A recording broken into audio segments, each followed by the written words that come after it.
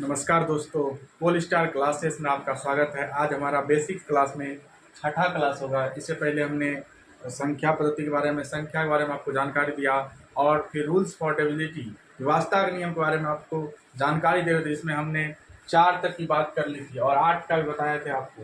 और आज आगे देखेंगे और साथ ही साथ अब क्वेश्चन का श्रृंखला जितना भी हमने संख्या पद्धति में देखा बेसिक, उससे संबंधित क्वेश्चन भी करने वाले हैं हम, ताकि आपको पता चले। और ये सब क्वेश्चन सभी रेलवे में आए हुए एग्जाम का है, previous year question number system में, ताकि आपको भी पता चले कि थ्योरी पढ़ने के बाद क्वेश्चन हमसे सॉल्व होता है कि नहीं। चलिए देखते हैं। विभाज्यता के नियम में कौन सी विभाज्यता नियम क्या होता है कि अंतिम अंक क्या होना चाहिए, 0 या 5। 0 या 5। अगर किसी संख्या का अंतिम अंक 0 या 5 है तो वह संख्या डेफिनेटली 5 से कटेगी। जैसे कि 25 5 से डिविजिबल है, 100 क्या है, 5 से विभाजित है। तो कहने का अंतिम अंक क्या है, 0 या 5। अब देखिए 6 का गुणनखंड क्या होता है, तो 2 इंटू 3। तो कहने का मतलब कि अगर कोई संख्या 6 से विभाजित होगी तो वह संख्या 2 से विभाजित होगी और 3 से भी, दोनों से विभाजित होना होगा। मतलब जो संख्या 2 और 3 दोनों से विभाजित है,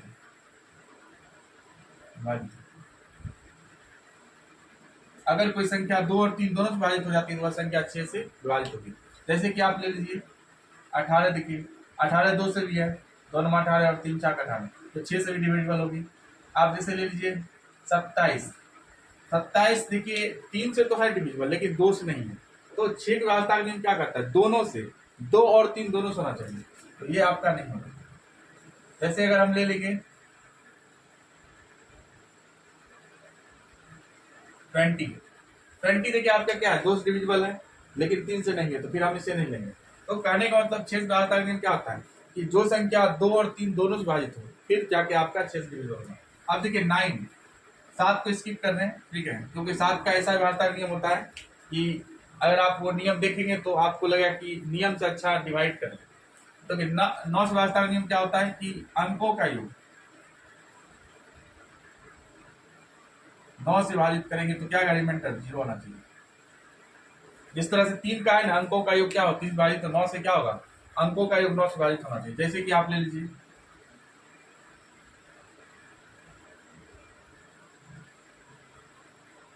क्या ये 9 से विभाजित है, देखेंगे जोड़कर 8 4 12 12 3 15 15 17 18, देखिए 18 है जो कि 9 से डिविजिबल है। तो अंक को जोड़ना है आपको, अंक को जोड़कर उसे 9 से डिवाइड करना है। अगर डिवाइड हो जाता है तो क्या होगा, वह संख्या 9 से विभाजित होगी।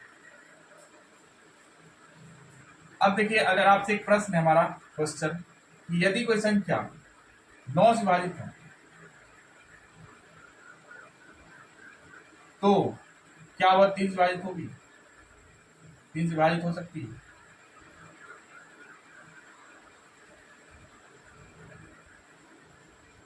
बिल्कुल हो सकती है। अगर कोई संख्या 9 से विभाजित है वह संख्या 3 से विभाजित होगी। जैसे कि आप ले लीजिए 9, 18, लिख लीजिए 27, देखिए 9 से तो है ही और 3 से भी होगा। लेकिन अगर कोई संख्या 3 से विभाजित है, 3 से विभाजित है, तो वह 9 से विभाजित हो भी सकता है और नहीं भी हो भी सकता है और नहीं भी हो भी सकता है और नहीं भी हो सकता है। जैसे कि आप ले लीजिए 15 देखिए 3 से डिविजिबल, क्या 9 से डिविजिबल होगा, नहीं होगा। तो हो भी सकता है और नहीं भी हो सकता। जैसे आप ले लीजिए 27 ले लीजिए, 3 से है और 9 से भी है। तो कहने का मतलब कि 9 से विभाजित है तो वह 3 से विभाजित होगी, अवश्य होगी। लेकिन अगर वह 3 से विभाजित है तो 9 से विभाजित हो भी सकता है और नहीं भी, संभावना भी है और नहीं होने की संभावना। 10 से क्या होगा, अंतिम अंक क्या हो, 0 या 5। अंतिम अंक क्या हो, 0 या 5, तो वह संख्या 10 से विभाजित होगी। जैसे कि 50 हो गया, 100 हो गया, सॉरी 5 नहीं होगा, 10 के लिए अंतिम अंक क्या हो, 0 हो, वही अंक 0। 50 ले लीजिए, 100 ले लीजिए, 200 ले लीजिए, तो जिसके अंतिम अंक क्या हो या इकाई अंक क्या हो, 0 हो, तो वह संख्या क्या हो, 10 विभाजित हो। अब सबसे इंपॉर्टेंट अगर कोई है तो 11 की विभाज्यता नियम, जहां से सबसे ज्यादा प्रश्न पूछा जाता है एग्जाम में। आप देख सकते हैं यहाँ पर, ध्यान दीजिएगा 11 को।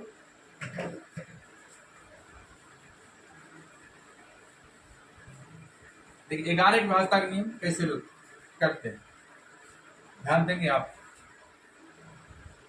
तो इसमें क्या होता है कि इकाई अंक सम स्थान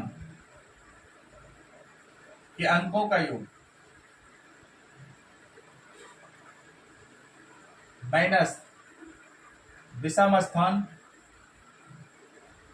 के अंकों का योग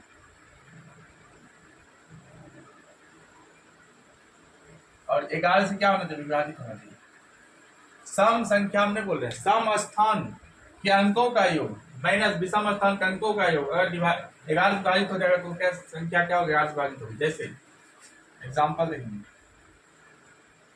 देखिए अगर ये सम स्थान हुआ तो क्या हो जाएगा, विषम, ये सम तो फिर ये सम, ये विषम तो ये विषम, संख्या नहीं बोल रहे स्थान बोल रहे हैं। अगर सम स्थान तो ये क्या विषम, फिर ये सम, ये अल्टरनेट लेना आपको। देखिए 3 1 4, फिर 3 1 4 बटे कितना हो जाएगा 11, 4 में 4 घटेगा 0, 0 बटे 11।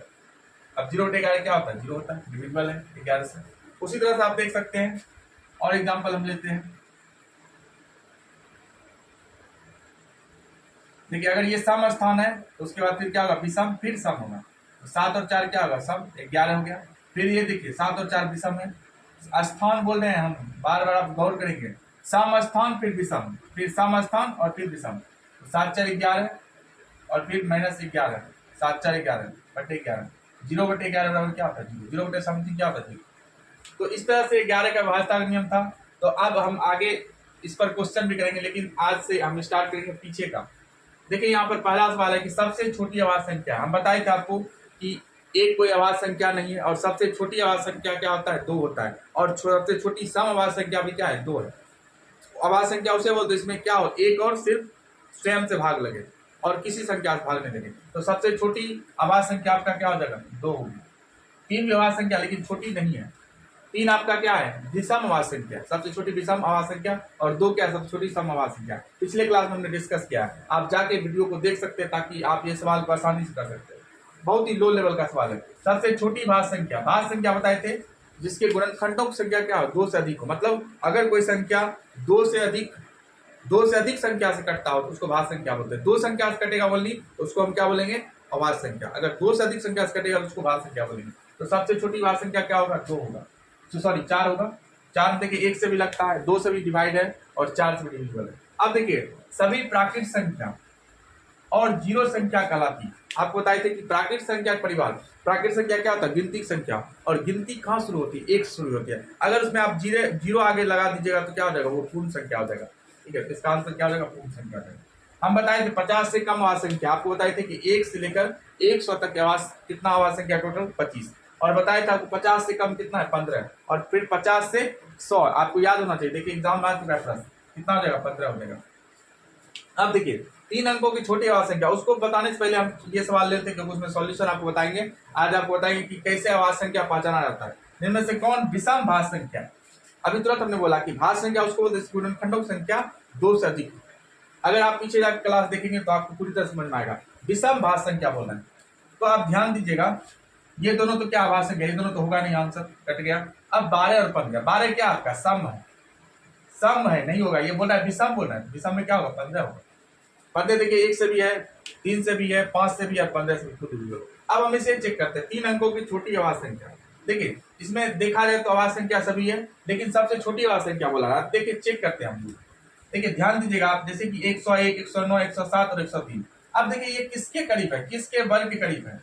देखिए 10 का स्क्वायर और 11 का स्क्वायर, 10 का स्क्वायर कितना होता है, 100, और 11 का स्क्वायर 121 होता है।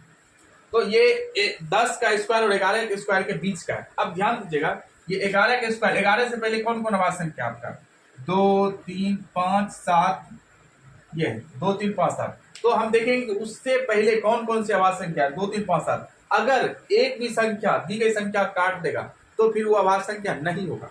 अब चेक कीजिए, देखिए 2 से क्या डिविजिबल है, नहीं है। ठीक है, 3 से है, 3 1 4 नहीं होता है, भाजक नियम पढ़ चुके हैं। 5 क्या होता है, 5 अंतिम अंक, 5 सम होना चाहिए। 7 से है, नहीं लगेगा। ये भी देखिएगा, इस तरह देखेंगे तो कोई भी संख्या नहीं है जो कि 2 3 5 7 किसी भी सिंगल एक संख्या विभाजित हो। तो आप कह सकते हैं कि इसका अब जो सबसे छोटी आवाज संख्या क्या होगा, 101 होगी, सबसे छोटी संख्या। तो इस तरह से आप देख सकते हैं, आज से हमारा क्वेश्चन ये चलेगा डेली। फिर कल कहीं इसमें क्वेश्चन की संख्या ज्यादा रहेगा, कम से कम 10 या 15 क्वेश्चन लेंगे, ताकि आप नंबर सिस्टम में जितना भी क्वेश्चन है आप कंफर्टेबल हो सके और इसे समझ सके अच्छी तरीके से, ठीक है। तो मिलते हैं नेक्स्ट वीडियो में, तब तक आप इसे दोबारा देखें, और अगर आपको अच्छा लग रहा है, आपके लिए हेल्पफुल है, तो वीडियो को क्या करें, ज़्यादा से ज़्यादा शेयर करें, सब्सक्राइब करें, लाइक करें, कमेंट करें। थैंक यू, मिलते हैं नेक्स्ट वीडियो में। जय हिंद, जय भारत।